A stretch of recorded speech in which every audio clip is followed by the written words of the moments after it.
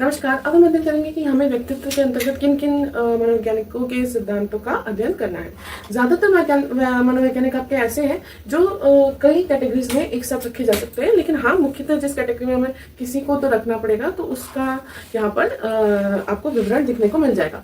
पहला है आपका जो जैविक पक्ष है, जो जैविक रूप से जिन्होंने किया है, तो जितने भी आपके अनुवांशिक एक्सपेरिमेंट होंगे और आप कह सकते हैं कि मतलब जितने भी जैविक सिद्धांत होंगे व्यक्तित्व के, सारे इसमें आप रख सकते हैं। लेकिन मुख्य रूप से इसमें पढ़ना हमको जिनका है वो है आइजैक। इन्होंने अपनी अनुभूति और जो निर्णय है उसके आधार पर व्यक्तित्व के 3 आयाम बताए हैं, 3 प्रकार बताए हैं, जिसमें है आपका मनोविक्षिप्त पराहम, अंतर्मुखी बहिर्मुखी, मनस्तापीयता और स्थिरता। ये 3 इन्होंने प्रकार बताए हैं व्यक्तित्व के। इसमें कारक 4 है इनके अंतर्गत: त्रुटि, विशिष्ट, सामूहिक एवं सामान्य।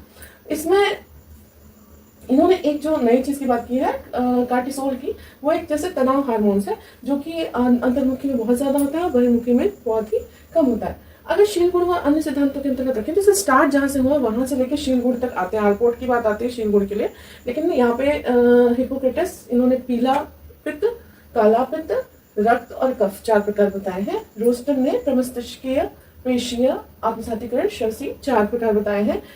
भायोला ने 3, माइक्रोस्पानलिक, नार्मोस्प्लानिक और ये आप कह सकते हैं कि मैक्रोस्पानलिक, इन्होंने 3 प्रकार बताए हैं। कृष्णर ने 4 प्रकार बताए हैं। और कृष्णर को जब हम मनुष्य सामाजिक में पढ़ेंगे तो इन्होंने किस आधार पर बताया है, 3 मार्गों से मिलकर व्यक्तित्व बनता है उसकी बात की। लेकिन इनके प्रकार अगर कहेंगे तो इनके प्रकार 4 हैं। पिकनिक मतलब जो फैट मतलब मोटा, एस्थेनिक थिन पतला, एथलेटिक हेल्दी और डिस्प्लास्टिक जो है मिक्स मतलब इनका मिक्स उनको गुण रहता है।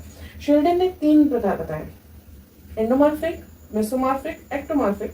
एंडोमॉर्फिक मतलब आपका जो सॉफ्ट मतलब एक तरह से मतलब कैसे कोमल और बहुत ही सुंदर दिखने वाला व्यक्तित्व है।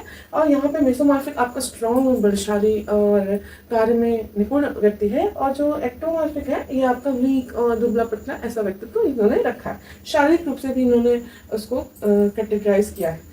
और जब फ्रीडमैन और रोजनमैन की बात आती है तो इन्होंने 2 प्रकार बताए हैं, ए और बी। ए मतलब उच्च अभिप्रेरक और बी मतलब निम्न अभिप्रेरक व्यक्तित्व के लोग।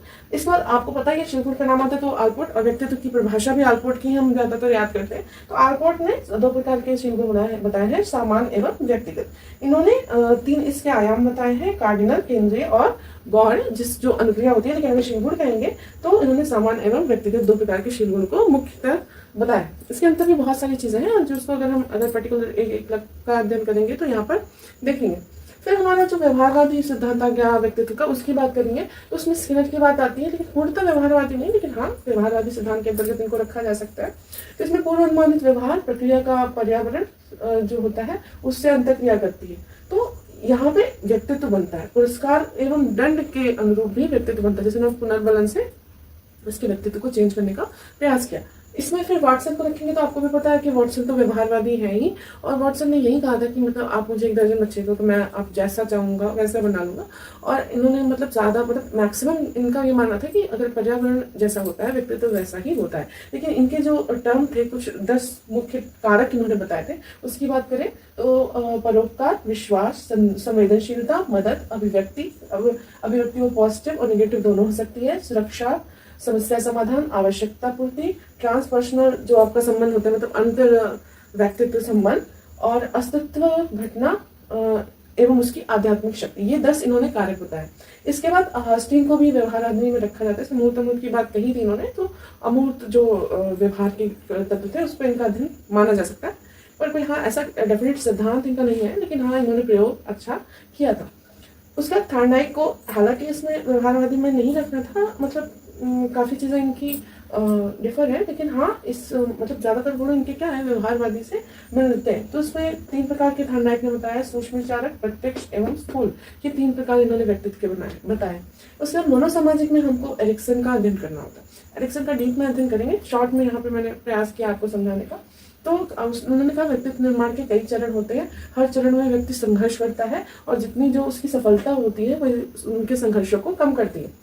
इन्होंने 8 कुल चरण बताए हैं, जैसे शैशवावस्था, पूर्व बालावस्था, खेल की अवस्था, क्रीड़ावस्था, और आप कह सकते हैं किशोरावस्था, और अल्पवयस्कता, मध्य वयस्कता और वृद्धावस्था आपकी या परिपक्वता की स्थिति इन्होंने इतने 8 चरणों में बताया। तो उसमें इनका जो देखेंगे शैशवावस्था से जो इन्होंने दिया हुआ है, जैसे एज भी इन्होंने डिफाइन किया है कि जैसे विश्वास वर्सेस अविश्वास 1 साल तक, इसका जो मूल कारक है वह आशा है। स्वतंत्रता वर्सेस आपका मतलब स्वतंत्रता बनाम श्रम या संदेह, इसका मूल कारक इच्छा है। पहल बनाम अपराधबोध, इसका मूल कारक उद्देश्य है। उद्यमिता बनाम हीनता, इसका मूल कारक सक्षमता है। पहचान बनाम भ्रम, इसका मूल कारक निष्ठा है। और आत्मीयता बनाम एकाकीपन, इसका मूल कारक आपका प्रेम है। प्रजनन बनाम निश्चितता, इसका मूल कारक क्या है? आपका देखभाल है। और लास्ट क्या है आपका? संपूर्णता बनाम अहम, घृणा, निराशा। तो इसका मूल कारक आपकी बुद्धि या प्रज्ञा है या ज्ञान है। इसमें जैसे 1 साल तक, 3 साल तक, 5 साल तक, 12 साल तक, 18 साल तक, 30 साल तक, 50 और 60 साल के ऊपर, मतलब एक तरह से आपकी जैसे विकास की अवस्थाएं हैं उसी हिसाब से उनके कारक हैं, उनका जो आपका संघर्ष का चरण है उसको इन्होंने डिफाइन किया। कुल 8 चरण है इसमें, इसको हमको ध्यान में रखना होता है। फ्रेशमन जो हमने यहाँ पढ़ा, इनका जो मुख्य सिद्धांत था, जो कारक थे, वो 3 भागों से मिलकर बनते थे, जो कि व्यक्तित्वाधार, अभिरुचि और व्यवहार तीनों होता है। इसके अलावा हमें कैटल का सिद्धांत पढ़ना है। तो कैटल सिद्धांत पे कैटल के सिद्धांत को पढ़ने के लिए उनके 16 PF परीक्षण को हमको जानना होता है, और उसके जो तत्व हैं उसी से आधारित, मतलब ये माना इन्होंने जो 16 PF के तत्व हैं उसी से मिलकर आपके व्यक्तित्व का निर्माण होता है। जो 16 PF है उसकी हम बात करें तो शांत, तनावग्रस्त, अव्यवस्थित, संगठित, मतलब एक तरह से बनाम वाली स्थिति है, मतलब अवर्सेस वाली, समूह, एकाकी, पारंपरिक, परिवर्तनीय, आत्मविश्वास, आशंकित। इसके बाद है इनका स्पष्ट, गोपनीय, व्यवहारिक, अव्यवहारिक, विश्वास, शंका, कठोर, वस्तुपरक, कोमल, शर्मीला, सामाजिक, आत्मभोगी का कर्तव्यनिष्ठ, संयमित का उत्साही, विनम्र का मुखर, भावुक का स्थिर, ठोस का चिंतन, अवैयक्तिक का मिलनसार। ये 16 इनके कारक थे 16 PF प्रश्नावली के, जिन इनके सिद्धांत में भी इन 16 कारकों की बात कही गई है। इसके बाद हम आते हैं अब मानवतावादी आपका सिद्धांत जो है। मानवतावादी सिद्धांत में जैसे आपको पता है कि मेस्लो का है, रोजर्स का, कार्ल रोजर्स का है, और इसके साथ साथ स्प्रेंगर का भी सिद्धांत यहाँ पे इन्होंने रखा हुआ व्यक्तित्व में। कई सिद्धांत हमने डीपली एक एक सिद्धांत पढ़े हैं, और कुछ सिद्धांत से बचे हैं जिसपे डीपली चर्चा की आवश्यकता है, जिसको आगे किया जाएगा।